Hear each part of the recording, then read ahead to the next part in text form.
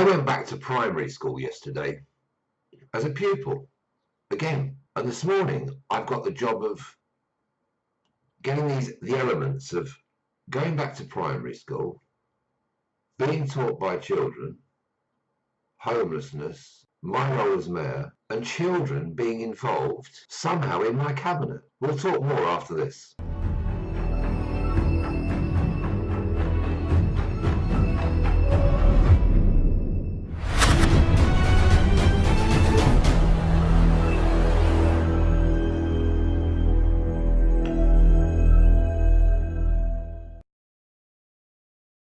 Top of the morning to you, and it is St. Patrick's Day, and it is an absolutely glorious day for the Irish.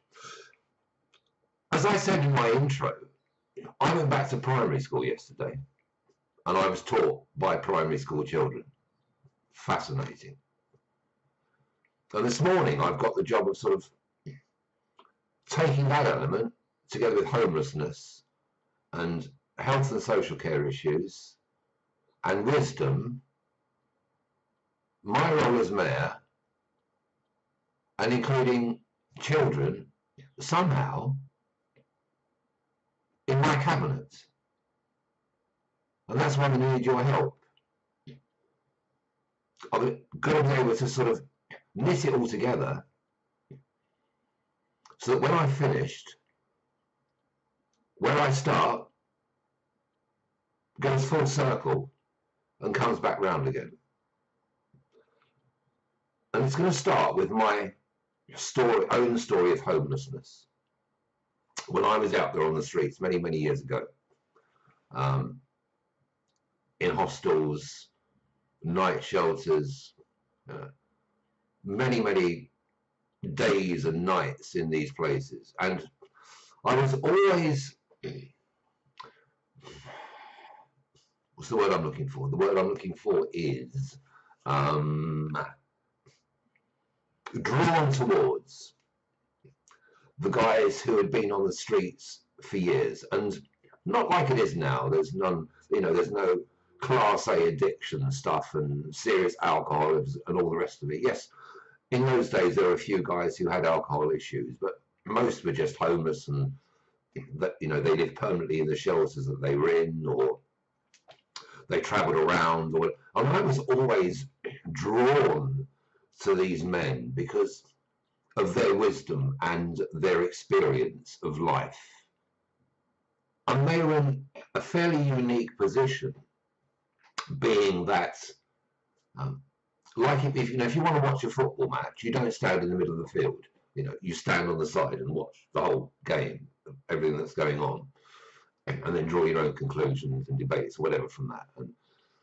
And these guys were sort of on the outside of life, observing and looking in, and their knowledge and wisdom and experience was pure in a sense, because they weren't influenced by all of the things that people in normal everyday life were influenced by.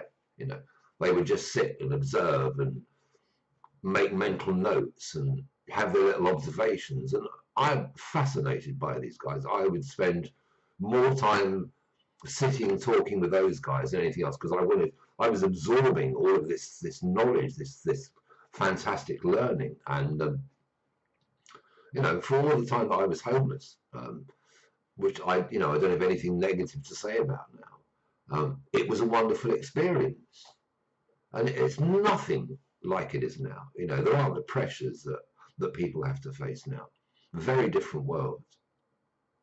But I took from all that sort of this wonderful knowledge and wisdom that people had.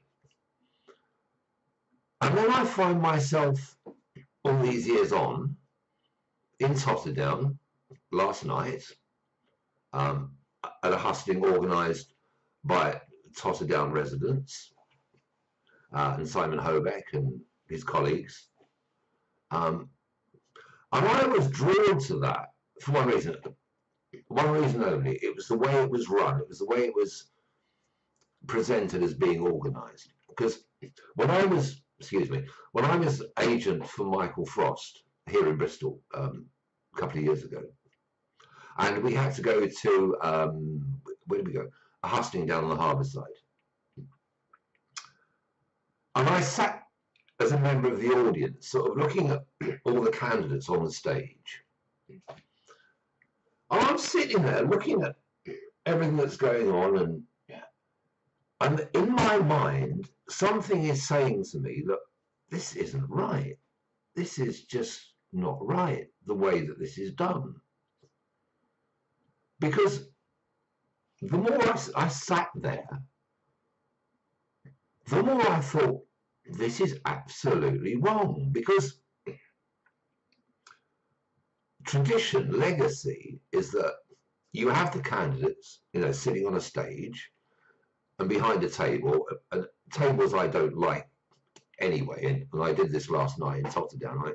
I refuse to sort of stand behind a table and talk to people, because it creates a barrier, if you like, between the people on the stage and the audience, and I just don't think those barriers are necessary. I don't think they're helpful. I don't want to talk at people. I want to talk with people. And there's somebody shot a video last night, which I've actually got, and I'm going to put online. And I said that then. So I didn't like the setup of it, of this husting at all, And the one thing that I took away from it, and why I was saying it felt so wrong, and I don't like using the word wrong actually, but there we go, was because instead of the audience, excuse me, instead of the audience asking the people on stage the questions, I thought, this is back to front. This is completely and utterly back to front. It should be the people on stage asking audience questions, what they want to see, the improvement, all that kind of stuff. And I came away from it saying, I'm never going to do a husting, because I just don't believe it's the way forward. And that was 2 years ago. So when the opportunity for the husting in Totterdown came up last night, and it was presented in such a way that I could actually properly engage with people. So we were asked to stand up and give a 3-minute talk, and then the audience would break away. Audience, I don't really call it an audience, but the participants would break away into groups, and then each of the candidates would go around each of the groups and talk to everybody. And I thought, this is brilliant, because we're actually talking to people, we're actually talking with people, one-to-one, face-to-face. And that's what really drew me towards doing the Totterdown husting. I felt it to be fairer. I felt it to be more democratic. I felt it to be more personal than just being in front of a stage and having lots of people firing questions. That's undemocratic, and I know the reasons why, and all the rest of it. I get it. I fully understand that. But for me personally, I don't find it helpful. I don't find it democratic, because I could sit up on stage and say, yeah, I'm going to do this and like the other candidates, and whether it happens or not after it is another matter entirely. I don't like that. I want to be out there with the people, talking with them individually. That's where I get the most knowledge from. That's where I learn. That's where people can sort of criticize me if they want to face, and I will take those criticisms away. I will take their points of view away. But I need to have that head to head, one-on-one contact. And the Totterdown husting was so well organised. I'm overwhelmed by the way that the Totterdown committee organised this event, and that's the only reason why I went there. That was the draw for me, because I don't like this sitting on stage and having all these, that's just so impersonal. It's for me, it's utterly the wrong way around. And I've got to do some, on this election. I totally accept it. I realise it, and unfortunately, I'm not able to do all of the hustings I've been invited to. Which aren't that many, I have to say. Like my colleagues, the other independent candidates, Christine and Paul, they haven't been invited to a lot either. It's sort of been rather elitist in the way that some of the hustings have been put together. We haven't been invited to those, and I do think that's wrong. I'm using the word wrong again. It's incorrect. It's not the way to do it. It should be fair to everybody. So that's generally why I'm against the husting situation. Anyway, we got there, and I did my 3 minutes, and then I went round and I spoke to some brilliant people, some really fascinating, interesting people who helped me, and that's one of the great things about it, is that the more people you speak to, the more they help your campaign or my campaign come together. Because it's about collaboration, it's about involvement, it's about interaction, and I like the collaborative process of it. I really like the collaborative process. So last night I found it to be really inspiring, and then I had to sit with 5 children who were there as the journalists for the school. And all of a sudden, having been around all these adults, my world changed in an instant. And it was no disrespect to any of the adults that were there, but for me, speaking with these 5 children, irreplaceable, absolutely irreplaceable. And normally, I have no reason to mix with children, none whatsoever. We live in the same planet and we share the same space and all the rest of it. But I have absolutely no reason to interact with children, none whatsoever. I don't get the opportunity to interact with children. So they just don't come into my mindset at all. There is no reason for them to come into my mindset. Until last night, at this husting. And they challenged me on health and social care and homelessness, and to a certain degree about where their lives are going to be in a few years' time, what their aspirations were. And I come away from there, having been asked several times, people would say to me, how do you see your role as mayor? And it's very easy to say, isn't it? Well, I'm going to lead the city and I'm going to do this and I want to do that and I want it to be a democratic city, and I'm then challenged on, well, how are you going to make it a democratic city? And that's going to be tough. It is going to be tough to change people's mindsets from what they're used to into being a more democratic city. I'm still working through it, I'll be honest, because it's a hell of a challenge. It's a hell of a task. There's no easy, quick answer to it because there is so much to take in. And as far as the democratic process is concerned, it's very much, yes, I'm learning as I go because I want to get it right and I want to have everyone's inputs and I want to have your criticisms and I want to have your insights.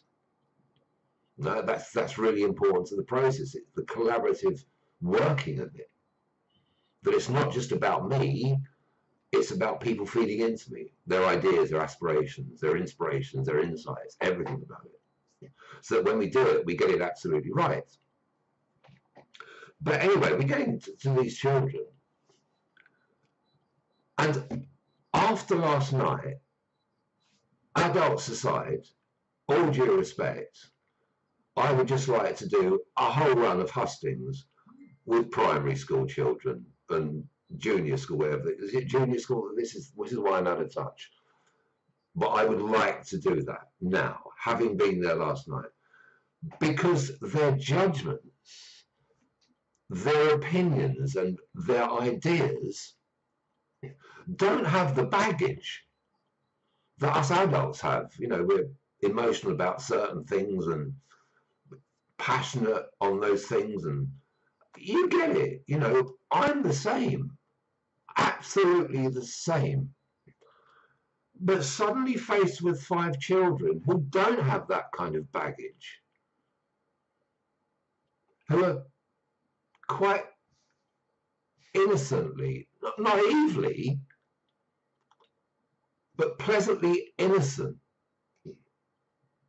about their view on things, how they feel about things, I thought I was down to earth. And these 5 children rooted that, anchored it. And it wasn't until this morning, just earlier on when I was lying in bed and thinking through last night, I thought, you know, these children have actually taught me. I've learned a lot from these 5 children in probably the most important 9 minutes of my life in recent years. Because instead of thinking in the here and now, which is where, you know, where we tend to be as adults, you know, what are we going to do about fixing this now? What are we going to do about that now? You know, or looking slightly ahead, and there's £1 billion coming to the city, and you know, with the £1 billion, you know, we're supposed to be able to do this, and we're supposed to be able to do that. But it's all adult stuff. Nothing wrong with that. Not dismissing it, not putting it to one side. But when you think about it, as I have this morning, surely, and I may be wrong, challenge me if I am, I don't mind, I can take it. But surely the role of mayor is to work with the children of this city to deliver the kind of future that they want to see for themselves.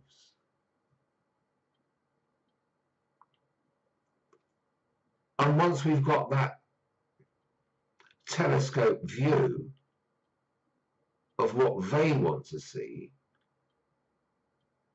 when they get older, in maybe 10 years' time, 5 years, 10 years' time, we've got some kind of an outcome that we can then work back from to where we are now and look at the challenges we're facing now. And then see how we can deal with the challenges we have now, working towards the aspirations of the children. Because it's, you know, it's their generation. It's their future. I might not be around in 10 years' time. I might get run over by a bus. You might get run over. You know what I mean? There's no guarantee that we're going to be, well, there's no guarantee that some of the kids are going to be around either, you know, but hopefully they will be around a lot longer than us. And I feel humbled, emotional, in a way I never ever thought would be possible. But just 9 minutes with 5 children last night. 9 minutes, they, in a sense, they sort of turned my life around from where it was. And I've got to think again. I've got to think about, if it's going to be a democratic Bristol, then we've got to have the children's voices, because they're the future. They are the future of this city. And we've got to do something to enable and empower those children now for them to have the kind of city that they want here in 5 or 10 years. So I happily do hustings all day long, every day for the next 6 weeks with children, because their input is so valuable. so refreshing, so without the baggage that us adults have. And if I get elected mayor on the 5th of May, how am I going to include more children on what they have to say in the administration of the city? Because if we can get the children on board with the adults, then we really are working collaboratively. We are working democratically. And we're seeing all sides of the picture. And I never thought about any of this till last night. Didn't consider it for a minute because I was too busy being an adult in an adult world, thinking adult stuff, adult policies.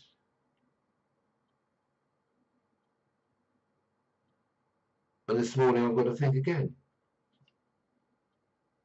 And it's taken me back to those days when I felt so humbled and so privileged to be around wisdom and people who knew more than me and taught me a lot.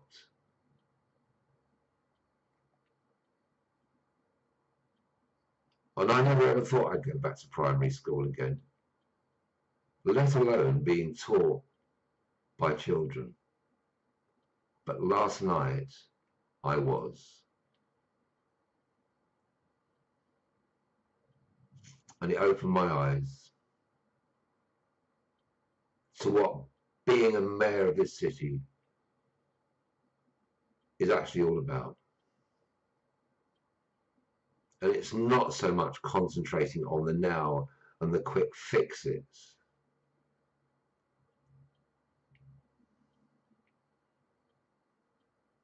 It has far more to do with engaging with the people whose future it is in 5 or 10 years' time. And having that telescope, sharing that telescope view with them, sharing that vision with them, and making this a better city for them, not from an adult perspective, not entirely, because then that's out of balance, isn't it? We're thinking like adults for an adult world, and it isn't just an adult world. And last night taught me that. And with no disrespect to anybody else, I met some amazing, lovely people, you know, who really did help in terms of collaboration, and no disrespect to them whatsoever. But the 9 minutes with those children, what can I say? Taught me an adult. I was taught by primary school children. And I went back all those years.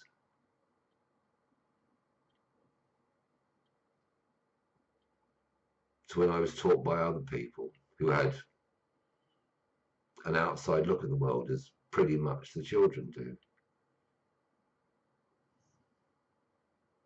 So next time I'm asked what my role as mayor will be, I now have a clearer picture. I have a better picture, thanks to 5 children. It was an amazing experience. And I'm hugely, hugely grateful.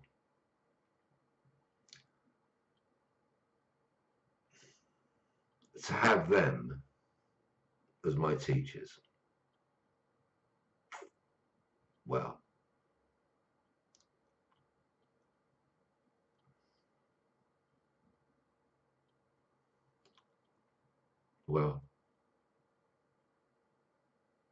and I hope the other candidates who were there last night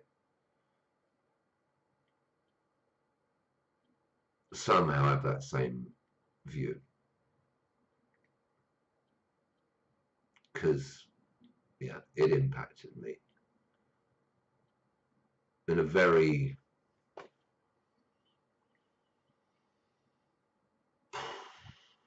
humbling, empowering, emotional way.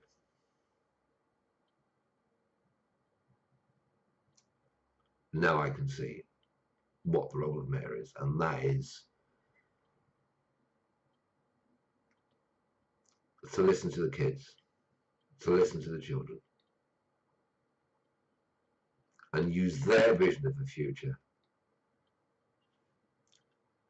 as that point from which to work back to where we are now. Holistic view. Adults, children. How do we all work together? Even though they can't vote, how do we all work together to give a better Bristol, a better future for them? Not for us now necessarily, but for them. And that, I think, is going to be the biggest challenge of all. Enjoy St. Patrick's Day, and thanks again for watching. We'll speak soon. Bye-bye.